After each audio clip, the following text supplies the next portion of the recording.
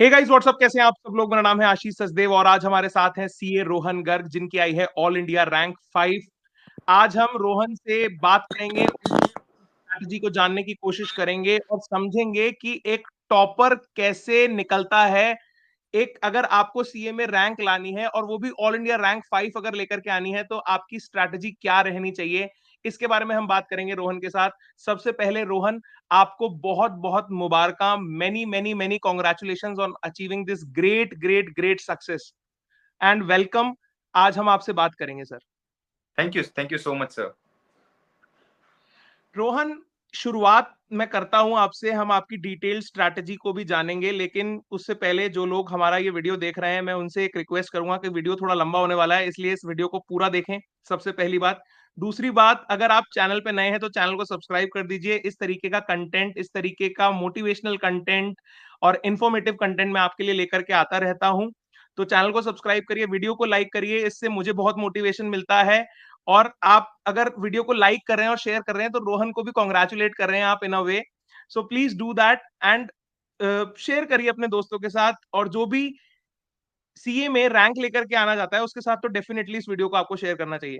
चलिए अब बातचीत को शुरू करते हैं। सबसे पहला जो मेरा सवाल है सर, और यही सवाल मैंने आपसे सीए इंस्टीट्यूट में भी पूछा था, हमारे फर्स्ट रिएक्शन वीडियो में पूछा था। सर फर्स्ट रिएक्शन क्या था, बिकॉज उसमें रोहन ने बताया है कि वो एंटिसिपेट कर रहे थे ऑल इंडिया रैंक 1 और उनकी ऑल इंडिया रैंक 5 आई है। तो what was going inside your head at that point of time, उसको थोड़ा सा नरेट करिए सर। एक्चुअली मेरा ओरिजिनल अटेम्प्ट नवंबर 23 था, मैंने वैसे सबको बता रखा है। हुआ ये था कि वो आर्टिकलशिप में मैंने ट्रांसफर लिया था, राइट। तो मैंने कुछ लेट रजिस्ट्रेशन कराया, जिसकी वजह से मेरा अटेम्प्ट नवंबर 23 से मैं 24 शिफ्ट हो गया, राइट। तो अब नवंबर 23 में भी मैं AIR-1 की प्रिपरेशन कर रहा था, लेकिन जब मुझे पता चला कि भाई मेरा अटेम्प्ट मे 24 में शिफ्ट हो गया, आई वाज डिवास्टेटेड, मैं पूरा टूट चुका था। बट मेरे को एक दो दिन में एक्सेप्ट करना ही पड़ा कि भाई मेरे हाथ में कुछ नहीं है, मैं 24 की प्रिपरेशन करनी पड़ेगी। एंड सबसे बड़ी चैलेंज ये था मेरे लिए, क्योंकि ओल्ड कोर्स से न्यू कोर्स में ट्रांजिशन करना था, और मेरी तैयारी ओल्ड कोर्स में भी AIR-1 की थी। लेकिन जब मैं न्यू कोर्स में आया तो मेरा दिमाग पूरा खराब हो गया, क्योंकि मुझे बहुत सी चीजें जीरो से स्क्रैच से चालू करनी पड़ी थी। बट मेरे को अपनी फेट को एक्सेप्ट करना पड़ा था। एंड फिर मैंने सोचा कि ठीक है यार, मे 24 तो और भी आसान होगा, 6 पेपर ही होंगे उसके अंदर, ठीक है। एंड 30-30 नंबर के तो MCQs है, तो आराम से और अच्छी तरह AIR-1 आ सकती है। तो मेरी प्रिपरेशन उसी बेसिस पे चल रही थी। लेकिन हुआ ये कि मैंने मेन एग्जाम्स में करीबन, मुझे अभी भी पता है, 15-20 नंबर के कुछ ऐसी ब्लंडर्स कर दिए थे जो बहुत आसान थे। मतलब जो एक एवरेज बंदा या फिर जो पढ़ के भी नहीं चाहता ना, वो भी करके सही आ जाता, लेकिन वो मैंने गलत कर दिए थे और मुझे वो रियलाइज हो चुका था। तो मुझे ये तो पक्का पता चल गया था कि मेरी रैंक AIR-1 से AIR-2 तक शिफ्ट हो सकती है, अगर मेरे नेक्स्ट बेस्ट कॉम्पिटिटर ने वो गलतियां नहीं करी होगी तो। एंड ऐसा ही हुआ ऑलमोस्ट, कि मेरा जो रैंक है वो फर्स्ट से 5 हुआ, जस्ट बिकॉज ऑफ दिस। और मैंने ये भी देखा है कि जो मेरा AIR-2 था, AIR-2 का रैंक 480 नंबर पे आया था, मेरे मार्क्स 473 थे, तो 7 नंबर के डिफरेंस की वजह से मेरा AIR-2 रह गया। So as anticipated AIR-1, AIR-2 और AIR-5, फाइनली AIR-5 पे लैंड हो गया मैं। और मेरा पहला रिएक्शन तो यही था, आपने मेरे यूट्यूब चैनल पे, मैं तो लाइव था, मैं 8:30 बजे से लाइव ही बैठा था, तो मेरा यूट्यूब चैनल पे रिएक्शन ये था, अरे यार AIR-5 आई है भैंस की यार। एंड कुछ बच्चों का रिएक्शन ये था, अरे यार हम तो पास हो गए यार। हम तो वो लोग मुझे ऐसे मजाक उड़ा रहे थे मेरा, कि भाई हम तो पास होने के लिए ना इतना मेहनत करते हैं, और आपका तो AIR-5 आ गया, फिर भी आप रो रहे हो। नहीं, बिल्कुल सही बात है। एक चीज ना, मैं आप जब अभी बता रहे थे अपना एक्सपीरियंस, जब शेयर कर रहे थे और क्या आपके दिमाग में चल रहा था वो चीज शेयर कर रहे थे, तो एक चीज मैंने नोटिस की। ही इज वेरी क्लियर, मतलब जो लोग देख रहे हैं उनको भी समझ में आया होगा। वो बोल रहे हैं कि मैंने AIR-1 के लिए तैयारी की थी, AIR-1 के लिए तैयारी की थी, मल्टीपल टाइम्स ये said the same thing. Sir मैं आपसे जानना चाहता हूँ सर, ये AIR-1 की जो तैयारी होती है, ठीक है, ये इसमें कौन सा तड़का लगता है ये बताइए आप, क्योंकि यही जानना चाहता है बच्चा जो है, वो जानना चाहता है सर, वो मंत्रा जानना चाहता है, उसको सक्सेस का फॉर्मूला चाहिए, उसको मैगी मसाला चाहिए। तो वो मसाला बताइए आप। देखो, मंत्रा ये है कि AIR-1 का मतलब ये है कि सारे सब्जेक्ट्स आपको होलिस्टिकली पता है। मतलब अगर आप मुझे कोई भी सब्जेक्ट का कहीं से भी कोने से उठा के मुझे कांसेप्ट पूछ लोगे तो मुझे पता होगा। अच्छा, दो चीजें होती है, एक तो होता है कि कांसेप्ट आपको होलिस्टिकली उसका रीजन पता है कि भाई इसका रीजनिंग क्या था, और एक होता है कि भाई कुछ ऐसे कांसेप्ट होते हैं जो आप कुछ ही कर लो, आप उनको समझ नहीं पाओगे, तो उनको आपको जो है रटना पड़ेगा। तो AIR-1 की प्रिपरेशन में इनका मिक्स चलता है कि भाई जितना हो सके सारे कॉन्सेप्ट को कंसेप्चुअली समझो, कि भाई इसका मतलब फंडा क्या है, और जो कॉन्सेप्ट समझ नहीं पा रहे हो आप उनको रट लो बैठ के। इन दोनों को अगर मिक्स कर दोगे तो एग्जाम में कुछ क्वेश्चन जो ऐसे होते हैं ना, आईसीआई कभी कभी लल्लू क्वेश्चन दे देता है, लेकिन कभी कभी क्वेश्चन घुमाता है, और जब उसने क्वेश्चन घुमा दिए तो AIR-1 के लिए चाहिए क्या रहेगा, कि भाई आपको कंसेप्चुअली पता होनी चाहिए कि भाई उसमें कॉन्सेप्ट कौन सा लगेगा। और आईसीआई ऑफकोर्स घुमाएगा, अगर वो घुमाने नहीं लगेगा और बहुत लल्लू लल्लू पेपर दे देगा, तो फिर ऐसा होगा कि भाई 100% में से 100% रिजल्ट आने लगेगा। इसलिए आईसीए बेसिकली करता ही है कि कुछ क्वेश्चंस ऐसे होते हैं जो घुमा देता है, ताकि ऐसा ना हो कि भाई सब कुछ सब पास हो जाए। लेकिन देखो ऑफ कोर्स मेरा जब अटेम्प्ट था तो मैं भी ये मेरे ग्रुप में, मेरा टेलीग्राम ग्रुप भी उसमें 4000 मेंबर्स थे, तो मैंने ये रिक्वेस्ट करी थी भगवान से कि भगवान जो भी मेरे ग्रुप में है जिसने भी एग्जाम दिए सबके सब पास हो जाए। बिकॉज मुझे पता था कि जब मेरा अटेम्प्ट नवंबर 23 से मई 24 डेफर हुआ था, तब एक बच्चे पे क्या गुजरती होगी जब उनको पता चलता है कि उनको वापस 6 महीने पढ़ाई करनी है। बट देखो आईसीए का पैटर्न तो ऐसे रहेगा, आईसीए के पैटर्न को अपन चेंज नहीं कर सकते, अपन कर ही ये सकते हैं कि अपनी तरफ से जितनी मेहनत हो सके उतनी कर लो। एंड देखो मुझे पता है कि यार मैं दिन में करीबन 9-10 घंटे एफिशिएंटली रोज पढ़ता था डिसिप्लिन के साथ। मैंने सब कुछ छोड़ रखा था, मेरा एक टेबल था, मेरी एक चेयर थी, एंड इसी टेबल चेयर पे मैं नाश्ता करता था, डिनर करता था, लंच करता था, पढ़ाई करता था, सब कुछ मेरा इसी टेबल पे होता था। बस मैं बेड पे सोने के लिए जाता था, वापस इधर आ जाता था मुंह उठा के। क्या बात है। अब एक चीज ना, मैं यहाँ पे दो चीजें बोलना चाहूंगा। सबसे पहले तो जो टेलीग्राम ग्रुप की बात करी रोहन ने, जाकर के आप उसको ज्वाइन कर लीजिए। मेरा भी एक छोटा सा टेलीग्राम ग्रुप है, उसको भी अगर आप ज्वाइन करना चाहते हैं, डिस्क्रिप्शन में मैं दोनों के लिंक दे दूंगा, आप दोनों को ज्वाइन कर लीजिए। हम लोग सीए स्टूडेंट से जुड़े रहते हैं और बात करते रहते हैं, उनसे कोई भी समस्या होती है हम लोग सॉल्व करने की कोशिश करते हैं। एक तो ये बात। दूसरी ये चीज जो मैं अब रोहन से पूछना चाहता हूँ, सर मैं एक स्टूडेंट हूँ सीए फाइनल का, ठीक है, आपको ऐसे बताना है मेरे को। सर मैं आपके पास आया हूं, I have to start from scratch. मेरे जो क्वेश्चंस होने वाले हैं ना, बहुत इम्प्रॉम्प्टू होते हैं। आपने विनय का भी इंटरव्यू देखा हो तो इतना लंबा स्ट्रेच हो गया था, हमने सोचा नहीं था कि हम इतना लंबा इंटरव्यू रिकॉर्ड करेंगे। बट क्या है कि जब सामने वाला बंदा इंटरेस्टिंग होता है ना, तो बात करने में मजा आता है। तो मैं कोई क्वेश्चन लिस्ट लेकर नहीं बैठा हूं आपसे, आप जो बोल रहे हो और स्ट्रैटेजी को हम ब्रेक डाउन करने की कोशिश कर रहे हैं, right?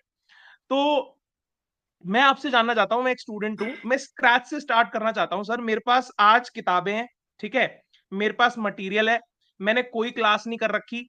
What should be the time frame that you will give to this student कि भाई देख इतना टाइम लगेगा तेरे को, इतने टाइम में क्लास कर लियो, इतने टाइम में अपनी रिवीजन कर लियो, और इस तरीके से कर लेना, ये दिन रहेगा, इतने घंटे दिन की पढ़ाई करनी है। अब इसमें सारे क्वेश्चंस कवर हो गए कि आप दिन में कितने घंटे पढ़ते थे, कोचिंग के साथ अपना कैसे टाइम मैनेज करोगे, ये सारी चीजें आप एक मेरे को एक स्क्रैच वाले बच्चे को बताइए। देखो इंटर से आप निकलोगे, आपने आर्टिकलशिप ज्वाइन करनी है, आपने आर्टिकलशिप ज्वाइन करने के साथ ही क्लासेस परचेज कर लेनी है। और बेसिकली होता ही है कि एक दो महीने लगते हैं एक क्लास को खत्म करने में, तो 6 क्लास को खत्म करने में 12 महीने लग जाएंगे। लेकिन क्योंकि ऑडिट के सीजन होते हैं, तो इस एक साल को अपन कह रहे थे कि भाई ठीक है आप 2 साल में क्लासेस को खत्म कर दो। तो 2 साल में आपकी पूरी क्लासेस खत्म हो जानी चाहिए। मतलब अगर आपका अटेम्प्ट फॉर एग्जाम्पल नवंबर 24 है, तो मैं लोगों से रिक्वेस्ट करता हूँ कि आप क्या करो, नवंबर 23 तक सारी क्लासेस ही खत्म कर लो, ताकि एक साल आपके पास पूरा का पूरा रिवीजन के लिए रहे। अब इसमें बेसिकली आपको करना ही है, जब आप फर्स्ट टाइम रिवीजन करोगे 15 दिन आपको स्लॉट देना है। मतलब 15 दिन के अंदर आपका एक फान का सब्जेक्ट पूरा खत्म हो जाना चाहिए। अब पूरा का मतलब ये नहीं कि 100%, मतलब पूरा का मतलब ये कि 70-80% भी अगर हो गया आपका, तो आपका पर्पस सॉल्व हो जाएगा। तो जब फर्स्ट टाइम रिवीजन करते हो, बेसिकली मैंने बता भी रखा है लोगों को कि मैंने एग्जाम से पहले 5 मॉक टेस्ट दिए थे और हर सब्जेक्ट का मैंने करीबन 10 बार रिवीजन करा था, राइट? तो मैं लोगों को ये कहता हूँ कि आप क्या करो, सबसे पहले जो रिवीजन होता है ना, उसमें 15 दिन ले लो। फर्स्ट में 15 दिन का टाइम लो, फिर उसके बाद 10 दिन का लो, फिर 6 दिन का लो, फिर 4 दिन का लो। अच्छा, मैं इनमें करता भी ये था कि जो मैंने इनिशियली क्या करा, 15 दिन का टाइम दिया तो 16वें दिन में मॉक दे दूंगा। फिर मैंने अगले जो नेक्स्ट सीरीज होती है उसमें 10 दिन का टाइम दिया, तो 11वें दिन उस सब्जेक्ट का मॉक दे दूंगा। अब मॉक देने का मतलब ये है कि जब मैं क्या करता हूँ, 15 दिन का समय देता हूँ, तो मैं एक सब्जेक्ट को 2 बार रिवाइज करता हूँ। इसका मतलब ये है कि मैंने पूरे सब्जेक्ट को रिवाइज कर लिया, फिर एक दिन बैठ के मैं पूरे सब्जेक्ट को वापस गो थ्रू करता हूँ और फिर मॉक देता हूँ। तो अगर मैंने 5 मॉक टेस्ट दिए तो मैंने हर सब्जेक्ट को 2 बार रिवाइज करा है। इसका मतलब ये है कि मैंने हर सब्जेक्ट को 10 बार रिवाइज करा है। और ये तो 10 बार है जब मैंने सिर्फ मॉक टेस्ट दिए। अब मेन एग्जाम से भी पहले मैंने ऑफकोर्स 1-2 बार तो रिवाइज करा ही होगा, जब मुझको छुट्टियां मिलती हैं आखिरी में। तो एटलीस्ट मेरा रिवीजन 10 से 12 बार होता है एक सब्जेक्ट का, जब जाके आपका आता है टॉप 10 रैंक। ओके, मैंने टाइम फ्रेम भी पूछा था आपसे कि टोटल कितना टाइम लगेगा इन सबको करने में। 2 साल वो हो गए, और ये रिवीजन वाला टाइम 4-5 महीने बहुत है, जितनी छुट्टी मिलती है छह हमें महीने ऑफिस से। 6-7 महीने इनफ, 6-7 महीने इनफ है। मुझे तो फिर भी एक साल मिल गया छह था। सात मैंने आपको बताया ना, मेरा ओरिजिनल तो नवंबर 23 था। अच्छा, तो how does your day use to look like when you were doing your training? मतलब आर्टिकलशिप में आप जाते थे तो ऑफिस के साथ आपका दिन कैसा दिखाई देता था, पढ़ाई के साथ क्लासेस, और वो कैसे आपका दिखाई देता था, वो बताइए। और राइट, देखो ऑफिस हमारा होता था करीबन 10:30 से 7 बजे तक का, और सीजन के टाइम 10:30 से रात के 12 भी बज जाते थे। तो मेरा मेरा ये रहता था कि मैं जो ऑफिस में बीच में लंच का टाइम होता था उसमें मैं क्लासेस ले लिया करता था। ऑफिस जाने से पहले मैं दिन में जो सुबह का टाइम होता है उसमें 1 घंटा क्लासेस ले लेता था। और घर पे आने के बाद अगर समय बचता था, 12-12 बजे आते थे तो ऑफकोर्स समय नहीं बचेगा, लेकिन अगर मैं 7 या 8 बजे पहुंच जाता था तो रात में जो है मैं एक लेक्चर ले लेता था। तो आर्टिकलशिप करते समय आपको जो है बहुत ज्यादा रिवीजन की जरूरत नहीं है। आर्टिकलशिप करते समय आपका टारगेट होना चाहिए कि आपके जो लेक्चर्स है ना वो टाइमली खत्म हो जाए। मैं आज भी जब कल मैं ऑफिस गया था पहले अपने बच्चों को बताने के लिए कि मेरा AIR 5 आ गया है, तो चॉकलेट वॉकलेट बांटी मैंने, तो बच्चे वही पूछते थे कि यार हमारा अटेम्प्ट तो नवंबर 25 है, लेकिन हमारा नवंबर 24 तो आने वाला है, हमारी तो क्लासेस ही खत्म नहीं हुई है, एक दो सब्जेक्ट भी खत्म नहीं हुए हैं। और फिर वो मुझे पूछते हैं कि भाई कैसे पास हुए, कैसे पास हुए। अब सब कुछ उनको पता है कि भाई एक साल पहले क्लासेस खत्म करनी है, लेकिन कोई क्लासेस खत्म करता नहीं है। आर्टिकलशिप में या तो काम में इतना उलझ जाते हैं कि भाई क्लासेस का समय नहीं मिलता है, फिर आर्टिकलशिप में इतने मजे मार लेते हैं कि भाई पढ़ाई का समय नहीं मिलता। फिर बाद में आके एक साल जो बच जाता है उसमें बच्चे रोते रहते हैं कि हम क्या करें, क्या करें, क्या करें, क्या करें। और अभी भी मैंने टेस्ट सीरीज लॉन्च करी थी नवंबर 24 के लिए, तो बहुत से मेरे पास ऐसे बच्चे आए और फिर बोलते हैं कि यार हमें नवंबर 24 में बोथ ग्रुप्स देने हैं। एंड मैं शॉक्ड हो जाता हूँ कि भाई आप बोथ ग्रुप कैसे दोगे जब आपकी क्लासेस ही खत्म नहीं हुए अभी। एंड दे वर लाइक कि हम डिटरमिन्ड है, हमें करना चाहिए, हम देना चाहते हैं, हम बहुत गिल्ट फील कर रहे हैं, हम बहुत बार है ना अटेम्प्ट लगा चुके हैं। तो मैं उनसे ये कह रहा हूँ कि यार आपका इतना अटेम्प्ट लग चुका है लेकिन अभी तक आपकी क्लासेस खत्म नहीं हुए, तो आप बोथ ग्रुप नवंबर 24 में दोगे कैसे? प्रैक्टिकली आप सोचो सर, 3.5 महीने अपने पास बचे हैं, एग्जैक्टली। बच्चों के अगर तीन सब्जेक्ट की क्लासेस बच रही है, तो 3.5 महीने में वो 3 सब्जेक्ट की क्लासेस लेगा, ब्लंडर। पूरे बोथ ग्रुप को रिवाइज करेगा, कब करेगा, मॉक टेस्ट कब देगा? तो मैं बच्चों को बताता हूँ कि यार एग्जैक्टली। क्लासेस तो एटलीस्ट खत्म कर लो पहले। अब जो सही बात कर बोल रहे लेता हो। है वो बच जाता है। बिल्कुल सही बात है, नहीं तो टाइम लास्ट में तो खुद के लिए सेल्फ स्टडी के लिए बहुत ज्यादा रखना जरूरी है। सर बच्चे बोलते हैं कि कुछ कुछ आजकल मैंने देखा है कि यूट्यूब पे आपको पता है कि ज्ञान जो है वो फ्री में बट रहा है और अनंत लेवल पे बट रहा है। कुछ टीचर्स बोलते हैं कि है ना, सिलेक्टिव हो जाओ, इतना कोर्स कवर कर लो, 70% कर लो, 60% कर लो। कवरेज के बारे में आप क्या कहते हो कि आपका कितना परसेंट ऐसा कोर्स था जो आपको इंटरनलाइज था? याद करना एक अलग चीज है, जैसे आपने इनिशियली बोला ना कि मेरे में हर चीज का एक माइंड मैपिंग है कि इतना इतना ये सब चीज। एक एक वर्ड होता है इंटरनलाइज, एक होता है मेमोराइज, एक होता है इंटरनलाइज, जिसको हम बोलते हैं हिंदी में आत्मसात करना। याद करना से भी एक स्टेप ऊपर चले जाते हैं हम, कि जैसे अगर सामने अगर आपको भूत दिखाई देगा तो मुंह से सीधा हनुमान चालीसा निकलेगी। तो उस लेवल पे जब प्रिपरेशन हो रही होती है ना, उसको हम बोलते हैं इंटरनलाइज करना। आप कितने परसेंट सिलेबस को, अगर 100% पूरा है तो उसमें से कितना परसेंट आपने इंटरनलाइज कर लिया था? और आपकी क्या एडवाइस रहेगी बच्चे को कि यार देख, अगर तेरे को सेफ खेलना है ना, अगर तेरे को जंग जीतनी है ना, तो इतना परसेंट तो बेयर मिनिमम है, उसके ऊपर करेगा तो मजा ज्यादा है। यार सर मैं बोलूँ तो 65% ऐसा होगा जो इंटरनलाइज था, मतलब अगर आप मुझे क्वेश्चन बताओगे तो मुझे क्लिक हो जाएगा ये कहाँ से आया है। बाकी आप ये कह सकते हो 35% जो बच गया वो ऐसा था कि मैंने पढ़ रखा है, लेकिन मुझे इतना अच्छी तरह नहीं आता कि भाई मैं उसको पूरा लिख दूंगा। और होता भी ऐसा है कि आपको मेरिट लाने के लिए, AIR 1 लाने के लिए ऐसा नहीं है कि आपको 100% चीज पूरी की पूरी रटी हुई होनी चाहिए। देखो बहुत सी चीजें हम्म। ना किस्मत के ऊपर भी होती है। मैं इस चीज में विश्वास रखता हूँ कि आपकी किस्मत पहले से ही रिटर्न है, मतलब आपकी जो डेस्टिनी है ना उसमें पहले ही लिखा हुआ है कि आपके साथ क्या क्या होने वाला है। तो आप कुछ ही कर लो। वो बिल्कुल। कहते हैं ना कि आप 100% भी रट के चले जाओ, लेकिन अगर आपकी किस्मत में लिखा है कि बेटा तू तो AIR 1 नहीं आएगा, तो कुछ भी करके तू नहीं आने वाला। और अगर आपका AIR 1 आना है तो आप 80% करके जाओगे, तो किसी का बाप भी आपको रोक नहीं सकता कि आपका AIR 1 ना आए। तो ये तो सब है ना किस्मत का खेल होता है। और ऐसा होता है कि भाई इंसान की ब्रेन की कैपेसिटी होती है। अब मेरी कैपेसिटी इतनी थी कि मैं 65% पे आके थक चुका था। मैं बोला था अब इससे ज्यादा मैं इंटरनलाइज नहीं कर सकता, अब जो 35% बचा है उसको पढ़ लेते हैं, एग्जाम में याद आ गया तो लिख लेंगे, एग्जाम में नहीं आया तो अपनी किस्मत है, बच जाएंगे अपन। और ऐसा हुआ मेरे मतलब साथ। 60। ऐसा मेरे साथ हुआ। जो मेरे 8 6 पेपर्स थे ना, 6 पेपर्स में से बस ऑडिट का एक ऐसा पेपर था जिसमें करीबन 20-25 नंबर के ऐसे क्वेश्चंस थे जो 35% वाले पार्ट में से थे। बाकी जो 600 नंबर में से 35 माइनस कर दो ना, आईसेट की जो मेरा 35। ऑडिट का पेपर था ना उसमें बेसिकली 20-25 नंबर के ऐसे क्वेश्चंस थे जो 35% वाले पार्ट में से थे। बाकी 600 माइनस 20 नंबर कर दोगे तो ये जो 580 का था ये सब मुझे पता था कहाँ से आया है, किधर से आया है।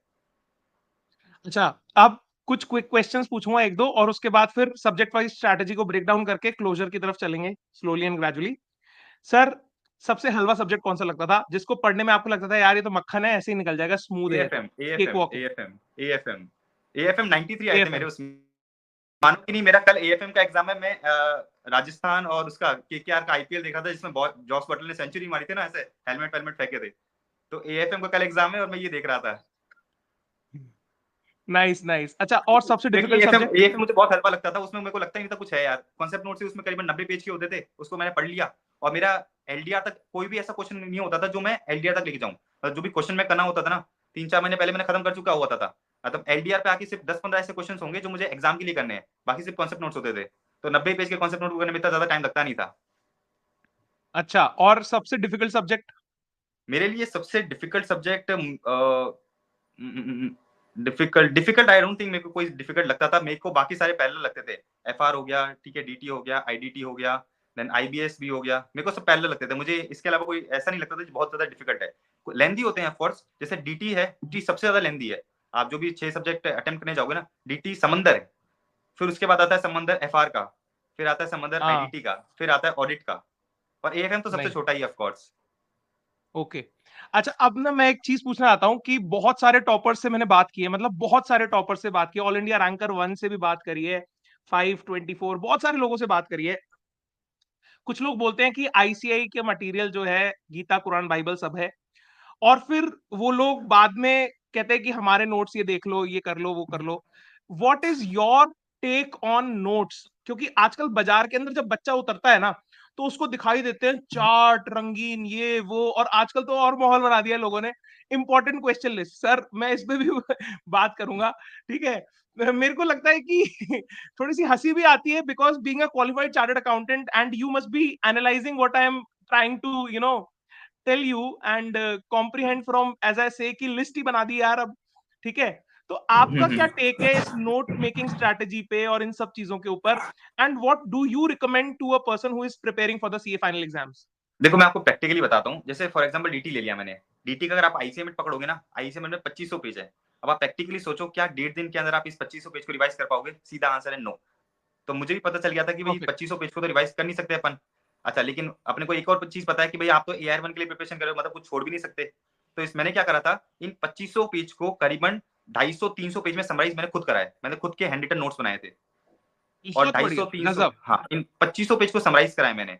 और 250-300 पेज के हैंड रिटन नोट्स बनाए थे। और मैं बता रहा हूँ कि डीटी एक ऐसा सब्जेक्ट था जहां पर एग्जाम से पहले मैंने 1 मिनट वेस्ट नहीं करा। मतलब पूरा पूरा दिन मैंने समय यूटिलाइज करा है। मैं स्टॉप वॉच लगाता था वही 8-9 घंटे की, और वो लगातार मैंने डीटी को पढ़ा है। तो 250-300 पेज को करना समराइज बहुत मुश्किल है। एंड मैंने आपको शायद पता भी होगा कि मैं सीए फाइनल के बाद डीटी ही जो है ना, डीटी की कोचिंग स्टार्ट कर रहा हूँ सीए फाइनल की। तो बिल्कुल मेरे अगेन को पता है। जो मैंने नोट्स बनाए हैं, जो मैंने नोट्स बनाए वही मैं नोट्स आपको दूंगा। तो सवाल ये आता है कि भाई नोट्स जरूरी है कि नहीं है? नोट्स जरूरी है। अब ये आता है कि भाई किसके नोट्स लें? अब वो देखो डिपेंड करता है कि भाई किस टीचर से आप क्लास ले रहे हो, उसने कितनी अच्छी तरह चीजों को समराइज करा है। अब जैसे मैं अपनी बात बताऊं, तो मैंने 250-300 पेज में पूरी डीटी को समराइज करा है। मतलब मैंने कोई भी ऐसी चीज नहीं है जो छोड़ी होगी। तो ये बहुत इंपॉर्टेंट है कि जो आप ब्रिलियंट। नोट्स ले रहे हो वो ऐसे होने चाहिए जिसमें कुछ चीज छूटी नहीं होनी चाहिए। अब कुछ कुछ टीचर ऐसे होते हैं, एग्जैक्टली। राइट, तो कुछ कुछ टीचर्स ऐसे होते हैं जो नोट्स बनाते तो हैं लेकिन बहुत सी चीजें छोड़ देते हैं। तो वो नोट्स की मैं वर्थ कम हो एग्जैक्टली जाती है। मैं यहाँ पे ना नाम लेके बताना चाहूंगा, मैं नाम लेके बताना चाहूंगा। एक बहुत अच्छी बुक आती है, लॉ के अंदर बुक आती है, मुनीश भंडारी, आपको पता होगा, हम सब लोग पढ़ते हैं वो, ठीक है। मुझे नहीं पता ये वीडियो क्या पता मुनीश भंडारी सर देख भी लें, ठीक है। लेकिन उनकी एक हैंडबुक भी आती है, ठीक है। हम्म। हैंडबुक आती है उनकी एक, जिसके अंदर समराइज समरी आती है एक तरीके से, बेसिकली ब्रिलियंट बुक है। मैं कह रहा हूं कि लॉ की अमेजिंग बुक ही यूज टू राइट। अब क्या है कि वो जो उसकी वो आती थी ना समरी बुक, उसके अंदर जैसे आप बोल रहे हो कि वो समरी में क्या होता है कि 700 पन्नों को समराइज कर दिया उन्होंने 150 पन्नों में, ठीक है। और 150 पन्नों में जो है चीजें छुटी हुई होती थी सर, ठीक है। तो ये बात यहाँ पे जो रोहन कह रहे हैं ना, कि आपको ये इंश्योर कर लेना है कि जो नोट्स तुम पढ़ रहे हो भाई, उसके अंदर चीजें छूटी हुई नहीं होनी चाहिए। ये इंश्योर कर लिया ना अगर आपने, तो भाई गंगा पार हो जाओगे, तो सारी समंदर पार कर लोगे, सब कुछ हो जाएगा। ये इंश्योर करना बहुत जरूरी है, क्योंकि अब इन्होंने खुद बनाया है तो ये खुद बता सकते हैं।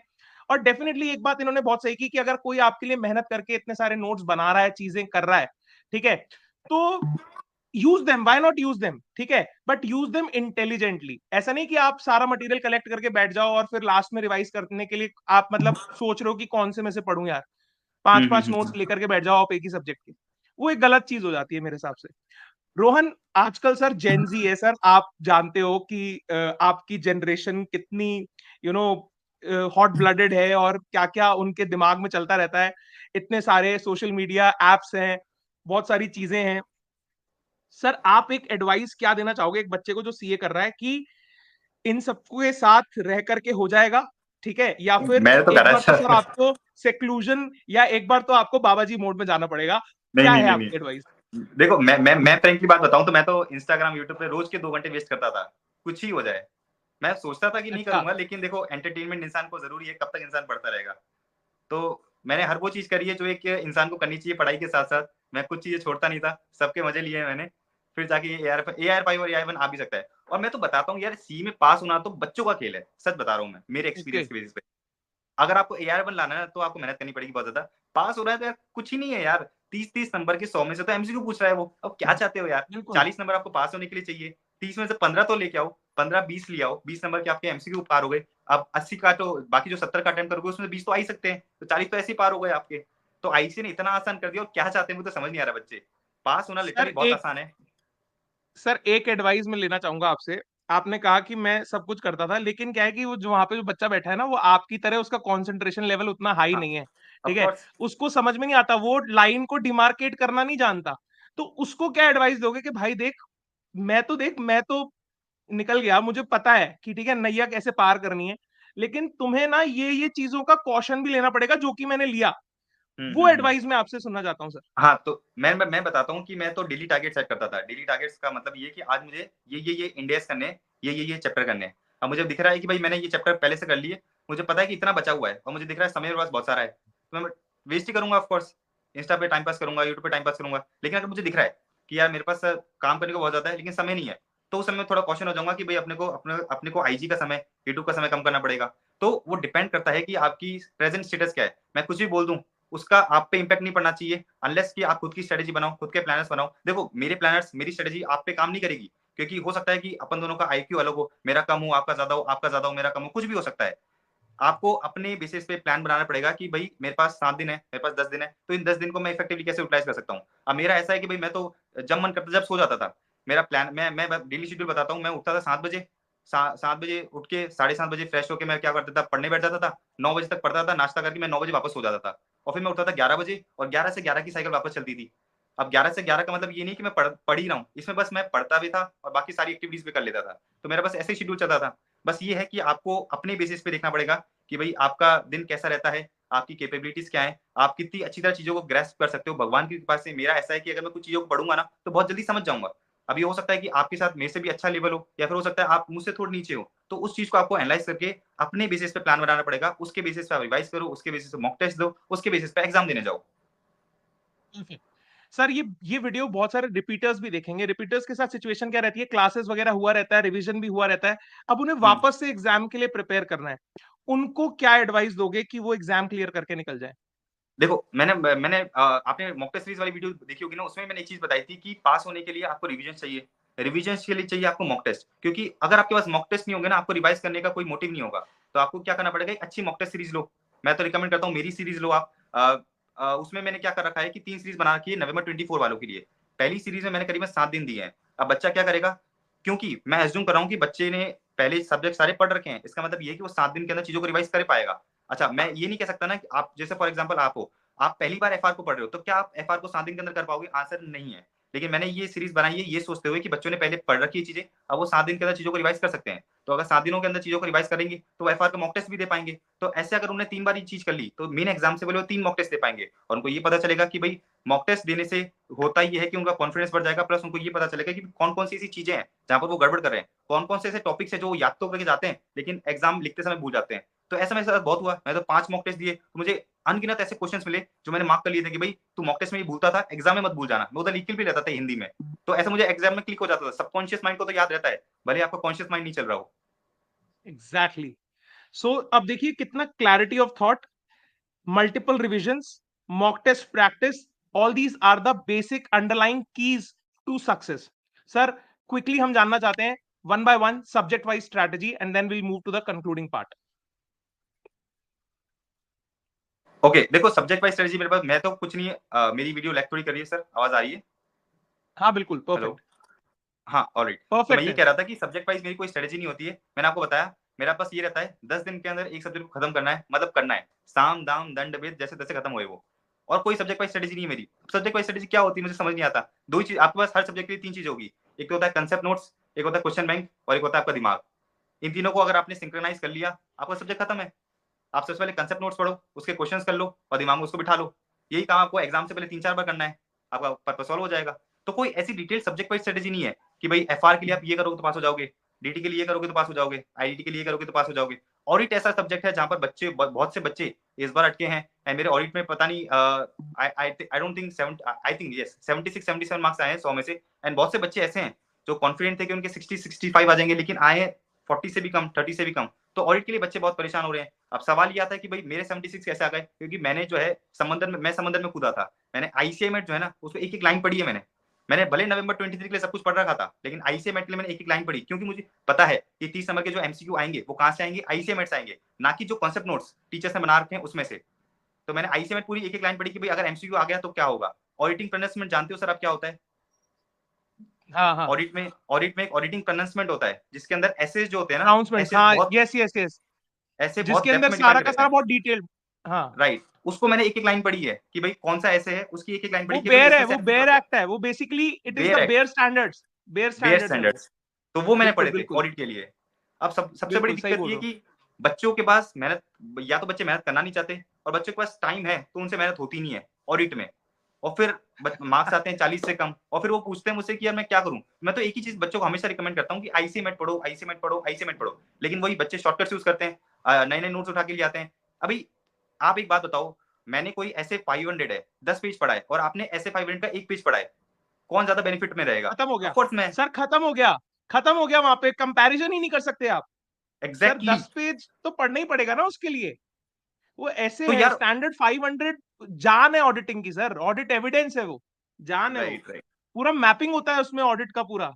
क्या बात कर रहे हो? तो मैं बच्चों को कहता हूँ कि ऑडिट के लिए आप आराम से 20-25 दिन दो। मैं सच बता रहा हूँ, ऑडिट के लिए मैंने बहुत बार रिवीजन करा है। तो उसकी थियरी होती है ना, थियरी बैठती नहीं दिमाग में, लेकिन पढ़ पढ़ के दिमाग में बिठा ली कि भाई अगर एग्जाम में आएगा तो अपन लिख लेंगे। और ऐसा ही हुआ, बहुत से ऐसे क्वेश्चन रिपीट हुए, और बहुत से कुछ नए क्वेश्चन थे।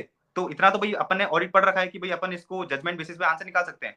तो मैंने 100 का अटेम्प्ट करा। मुझे याद है कि भाई मेरे को मेरा 98 में से 76 आए, बिकॉज 2 नंबर का एक एमसीक्यू तो गलत था। अब मेरी सर्टिफाइड कॉपी जब आएगी, जब मुझे पता चलेगा कि भाई मेरे एमसीक्यू कितने गलत हैं, उसके बेसिस में मैं बच्चों को ये बता सकता हूँ कि भाई देखो मैंने ये कीवर्ड्स लिखे थे, इतने इतने मुझे मार्क्स मिले हैं। तो एक बार सर्टिफाइड कॉपीज आ जाए तो बच्चों को और पता चलेगा, क्लैरिटी मिलेगी ऑडिट में। बिल्कुल बिल्कुल। तो आप, रोहन, जो इनिशिएटिव्स ले रहे हैं स्टूडेंट्स के लिए, मैं चाहता हूं आप लोग उनको ज्वाइन करें, और उनकी नॉलेज वो शेयर करना चाहते हैं, आप उनके साथ कनेक्ट हो, मेरे साथ कनेक्ट हो, ताकि आप अपनी सीए जर्नी को और आसान बना सकें, बेहतर बना सकें। सर आपने बताया आप यूट्यूब करते भी थे, देखते भी थे, रोहन के लेक्चर्स मैंने खुद देखे हैं, बहुत अमेजिंग, अच्छा पढ़ाते हैं। और ये आप करते थे एज अ टाइम पास। उसके साथ आप अपने आप को फ्रेशन अप करने के लिए क्या करते थे, और आप क्या एडवाइस देना चाहते हो कि बच्चों को क्या क्या करना चाहिए, कौन कौन से ऑल्टरनेटिव्स वो स्विच कर सकते हैं कि इसमें आपका दिमाग थोड़ा फ्रेश हो जाएगा अच्छा ड्यूरिंग ऐसा क्या? स्टडीज? ओके, इसमें क्या बोलूं मैं? डिस्ट्रैक्शन कम होकर के दिमाग सही हो जाएगा। सर देखो मैं आपको बताता हूँ, मैं एक ऐसी फैमिली से बिलोंग करता हूँ जहाँ पर हमारे घर पे बहुत ज्यादा पैसा था नहीं, हमारे घर पे बहुत ज्यादा कोई लोग एजुकेटेड था नहीं। तो मुझे एक चीज बहुत अर्ली एज में समझ में आ गई थी कि भाई जिंदगी में अगर अमीर बनना है या आगे बढ़ना है तो जिम्मेदारी खुद पे ही लेनी पड़ेगी। अगर मैंने खुद कुछ नहीं करा तो जिंदगी में मैं इधर ही बैठा रह जाऊंगा। तो जब ये चीज आप दिल से रियलाइज कर लेते हो ना कि यार आपके पेरेंट्स आपको जो है एक बेसिक फैसिलिटीज दे पाएंगे, लेकिन इससे ज्यादा कुछ और नहीं कर पाएंगे, तो सारी जिम्मेदारी आप पे आ जाती है। तो जब आप इस चीज को रियलाइज कर दोगे ना, तो आप जिंदगी में कुछ बड़ा करके ही जाओगे। तो मैंने बहुत पहले रियलाइज कर लिया था कि मेरे पेरेंट्स जिस सिचुएशन में है वो मुझे बेसिक फैसिलिटी सारी दे सकते हैं, लेकिन अगर मुझे इधर से टॉप लेवल पे जाना है तो मुझे खुद मेहनत करनी पड़ेगी, मुझे खुद जिंदगी में कुछ बड़ा करना पड़ेगा। तो उस दिन मैंने ये चीज रियलाइज करी, तो मैंने सोचा कि भाई अब सब कुछ मेरे ऊपर है, तो जो भी मैं एक्शन करूंगा उसका मुझ पर क्या इंपैक्ट आएगा उसको मैं 10 बार सोचते हुए करूंगा। तो मैंने ये सब चीजें कर रखी थी, इन सब चीजों को माइंड मैपिंग में दिमाग में बिठा रखा था कि भाई मेरे कौन से एक्शंस मेरे को कहाँ पे इफेक्ट करेंगे, और कौन सी चीज ऐसी चीजें हैं जो मुझे खुश करेंगी, मेरे को वही करनी चाहिए, कौन सी ऐसी चीजें हैं जो मुझे मेरे गोल से डिस्ट्रैक्ट करेगी, उनको मेरे को हटाना है। तो इस चीज को आप रियलाइज करो। अगर आपको आपको कुछ करना है आगे, तो जिंदगी में आपको जिम्मेदारी तो खुद पे ही लेनी पड़ेगी। तो मैंने जिम्मेदारी ली, मैंने मेहनत करी और रैंक आ गया। बहुत बढ़िया। मैं आपको बताना चाहता हूँ कि रोहन एक जिम फ्रीक भी है। जब आज इनसे मैं टाइम ले रहा था सुबह, तो ही वाज टेलिंग कि मुझे जिम जा करके आना है। तो health is also very important sir. अगर ऑफ आप कोर्स ऑफ कोर्स। पढ़ाई के साथ साथ इन सब चीजों को भी मैनेज करें तो आपका दिमाग भी शांत रहता है, चीजें और बेहतर होती जाती हैं। सर राइट, आखिरी सवाल, 2 सवाल और पूछूंगा आपसे। बोलिए सर। सबसे पहले तो ये कि एक गुरु मंत्र क्या देना चाहेंगे आप उस बच्चे को जो आज 2024 में ये डिसाइड करने बैठा है कि मेरे को सीए करना चाहिए या नहीं करना चाहिए, और जो सीए कर रहा है और बार बार लटक रहा है, उसको क्या बोलोगे कि भाई देख ये कर ले और तेरी नैया पार हो जाएगी? इन 2 लोगों को क्या दोगे जो आज डिसाइड करना चाहता है कि मैं क्या सीए करूं, सर आप बता दो आपकी ऑल इंडिया रैंक 5 आई है, और दूसरा जो पढ़ाई कर रहा है उससे क्लियर नहीं हो रहा या जो सोच रहा है मैं भी एआर ले आऊं, उसको क्या एडवाइस देना चाहोगे? नंबर 1 तो देखो माइंड में ये बिठा लो कि ज़िंदगी में सब कुछ आसान है, अगर आप मेहनत करना चाहते हो और मेहनत करना जानते हो तो। मेरे को तो सीए से पहले ये पता था कि मेरी तो तीनों लेवल पे रैंक आने वाली है और आई भी। तो नंबर 1 तो ये बिठा ही लो कि माइंड में कि सब कुछ आसान है। बस आपको ये है कि सही जगह पे, सही टाइम पे, सही चीज़ की मेहनत करनी है। एंड नंबर 2 आईसीएमएट जो 10 बार 10-10 लोग आपको समझाते रहते हैं, वही मैं समझा रहा हूँ कि अगर पास होना चाहते हो तो सिर्फ और सिर्फ आईसीएमएट कर लो, कुछ करने की जरूरत ही नहीं है। मैं तो क्वेश्चन बैंक इसलिए करे, हजारों क्वेश्चन इसलिए करे क्योंकि मेरे को तो एआई वन चाहिए था, आपको तो पास होना है। पास होने के लिए आईसीएमएट ही कर लो बस, आईसीएमएट के इलस्ट्रेशंस, आईसीएमएट के बैकसेस क्वेश्चंस, इतना कर लो पास हो जाओगे यार। लेकिन फिर भी नहीं, बच्चों को चाहिए हम तो क्वेश्चन बैंक उठाएंगे, क्वेश्चन बैंक के सारे क्वेश्चंस करेंगे। लेकिन वो करना भी चाहिए, अगर उनका रैंक, उनका टारगेट है कि मुझे अच्छे मार्क्स से पास होना है, रैंक लाना है, करो वो। लेकिन अगर आपके पास समय नहीं है, अगर आपके पास जैसे 3.5 महीने हैं, नवंबर में बच्चे अटेम्प्ट देना चाहते हैं, मैं तो यही सजेशन दूंगा कि भाई आप क्वेश्चन बैंक को एक बार साइड में रखो। क्वेश्चन बैंक वो कर सकते हो जिसके अंदर आईसीएमएट के इलस्ट्रेशन और क्वेश्चन ऑलरेडी हैं। लेकिन जनरली क्वेश्चन बैंक में होता ही है कि भाई जैसे अगर मैं डीटी का क्वेश्चन बैंक बनाऊंगा तो मैं तो आईसी की सब चीजें डालूंगा ही, लेकिन मैं किसी एक बच्चे के लिए तो बना ही रहा, मैं तो सबके लिए बना रहा हूँ, तो मैं आरटीपी एमटीपी वो सब कवर करूंगा। तो बच्चे ये कर सकते हैं कि उनके पास जो भी क्वेश्चन बैंक है उसमें आईसीआई के इलस्ट्रेशंस और बैक साइड से क्वेश्चंस करें, आरटीपी एमटीपी क्वेश्चंस एक बार को छोड़ दें। तो फॉर एग्जांपल कुछ कुछ टीचर्स ऐसे भी होते हैं जो क्वेश्चन के आगे लिख देते हैं कि भैया आरटीपी क्वेश्चन है, ये एमटीपी का क्वेश्चन है, तो उनको छोड़ सकते हैं अपन। सिर्फ अगर आईसीएमएट के क्वेश्चन भी कर लोगे तो आपका काम हो जाएगा। लेकिन टू बी वेरी फ्रैंक, एक ऐसा सब्जेक्ट है जहां पर आपको सारे क्वेश्चन करने चाहिए और वो है डायरेक्ट टैक्स। क्योंकि डायरेक्ट टैक्स में सर वो समंदर है, इतने प्रोविजन है, हाँ इतने समझ प्रोविजन रहा है कि आईसीआई जो है एग्जाम्पल और क्वेश्चन के बेसिस पे कवर नहीं करता। तो डीटी के लिए तो आपको एग्जैक्टली। एक एक क्वेश्चन करना ही चाहिए, जितने ज्यादा क्वेश्चन करोगे उतना फायदा है। मैं बता रहा हूँ, मैंने सर क्लासेस ली थी, विनोद गुप्ता सर ने यूट्यूब पे फ्री लेक्चर्स डाल दिए थे 2-3 साल पहले, तो मैंने उनकी क्लासेस ली थी, उनका क्वेश्चन बैंक मंगाया था। आप मानोगे नहीं सर, पीजीबीपी में उन लोगों ने करीबन 150-200 क्वेश्चन दे रखे थे, सिर्फ और सिर्फ पीजीबीपी के। तो मैंने हम्म। वो 200 क्वेश्चन करे क्योंकि मुझे पता था कि डीटी एक ऐसा सब्जेक्ट है जहां पर जितने आप क्वेश्चन करोगे उतनी आपको कंसेप्चुअल क्लैरिटी मिलेगी। बाकी सारे सब्जेक्ट ऐसे हैं कि एग्जैक्टली। अगर आपने आईसीएमएट कर लिया आपका काम हो जाएगा। Perfect perfect. रोहन से मैं जिस दिन रिजल्ट आया था उसी दिन हम लोग मिले थे इंस्टीट्यूट में, और बहुत ही अमेजिंग पर्सनालिटी है। मतलब मैं देखता हूँ ना टॉपर्स को, और इतना ब्लंटली बोलते हैं, खुले दिल से बोलते हैं, साफ मन से बोलते हैं, और जो भी इन्होंने एडवाइस दी है, ब्रिलियंट एडवाइस दी है। आप लोग जरूर इसे फॉलो करें। रोहन, आखिरी सवाल मैं आपसे पूछना चाहता हूँ और उसके बाद वीडियो को कंक्लूड करेंगे।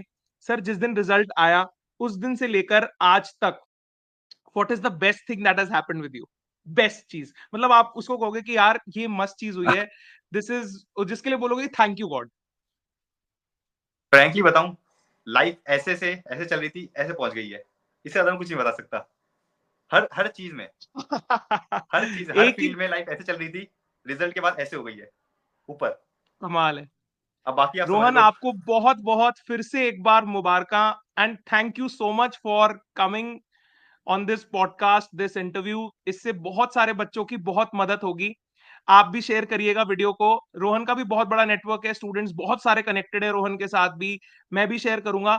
हम चाहते हैं कि आवाज दूर तक पहुंचे ताकि जो लोग परेशान हैं वो सीख सकें, समझ सकें कि इतना बड़ा कोई रॉकेट साइंस है नहीं, जितना बड़ा हुआ लोगों ने बना रखा है।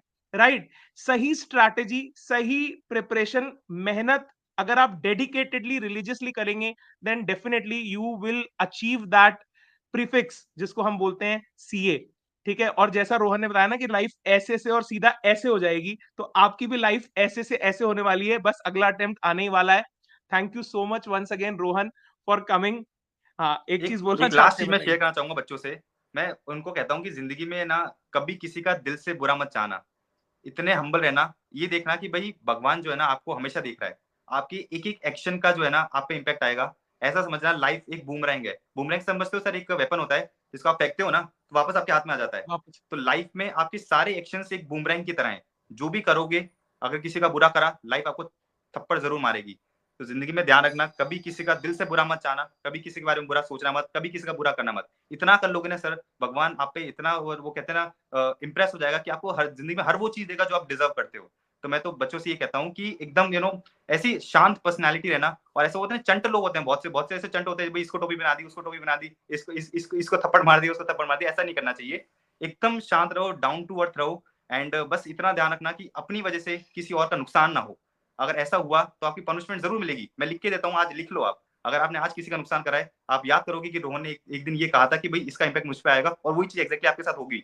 तो मैं भी अपनी जिंदगी में इस चीज का बिल्कुल ध्यान रखता हूँ कि मेरी वजह से कभी किसी का नुकसान ना हो, मेरी वजह से कोई सफर ना करे, बस इतना कर लो भाई। हम वो कहते हैं ना कि अगर आप किसी का भला नहीं कर सकते तो किसी का बुरा भी मत चाहो और बुरा भी मत करो। इतना कर लोगे, भगवान आप पे इंप्रेस होगा, आपको हर वो चीज देगा जो आप डिजर्व करते हो। मुझे सच बता रहा हूँ, मेरे पास एक ऐसा समय था जहाँ पर कुछ भी नहीं था, और आज एक ऐसा समय जहाँ पर ऑलमोस्ट सब कुछ है मेरे पास, एंड सब कुछ और भी कुछ मिलेगा, मुझे पता है। और ये क्यों पता है? क्योंकि मेरे एक्शंस थे, मेरे कर्मा ऐसे थे, क्योंकि मुझे पता है कि भगवान मेरे साथ कभी इतना गलत नहीं कर सकता। तो अगर आप डिजर्व करते हो, आपको हर वो चीज मिलेगी जो आप चाहते हो। सो मैं इधर कंक्लूड करता हूँ अपनी speech. All to you sir. हाँ, बहुत ही ब्रिलियंट क्लोजिंग कमेंट्स दिए रोहन ने, और मैं रोहन से पर्सनली भी मिला हूँ एक फोन कॉल पे। He is very sweet, you know, actually बहुत बहुत अच्छे इंसान है रोहन। और मैं इनकी फैमिली से भी मिला हूँ, very humble parents, very nice down to earth people. और जो बात इन्होंने कही कि किसी का दिल मत दुखाइए, क्योंकि जब आप किसी को मन से किसी को परेशान करते हो ना, उसके मन से जो परेशानी, वो पीड़ा निकलती है ना, वो फिर उसका कोई कोई सोल्यूशन नहीं है, उसका किसी भी वैद्य के पास उसकी दवाई नहीं है। Thank you so much Rohan, thank you. मैं कैसे थैंक यू करूं, I don't know, I don't have words.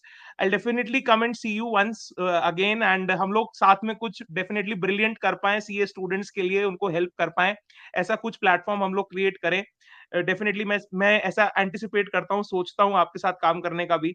Brilliant है रोहन की जो माइंडसेट है, बिल्कुल क्लियर है, और इतनी क्लैरिटी, मतलब वनीला क्लैरिटी जिसको बोलते हैं ना, एकदम शीशे की तरह साफ है एकदम इनका दिमाग, दिल भी साफ है। ऐसे लोग सर कम मिलते हैं। मैं कहता हूँ ना, काम 19-20 चल जाएगा, लेकिन बंदा 21 होना चाहिए। ठीक है, एक्चुअली तो वो 21 के साथ ही हमें काम करना है। जो लोगों ने वीडियो यहाँ तक देखा है, वीडियो को लाइक करिए, शेयर करिए दबा करके। इतनी अमेजिंग बातें हम लोगों ने आज रोहन के साथ की। मैं हमेशा एक बात कहता हूँ कि आप लोग बहुत खूबसूरत लोग हैं। सही स्ट्रैटेजी के साथ सही मेहनत करेंगे, जिंदगी में बहुत कुछ बड़ा हासिल करेंगे। Thanks for watching, have an awesome day, enjoy. Thank you Rohan, thanks for coming. Bye bye.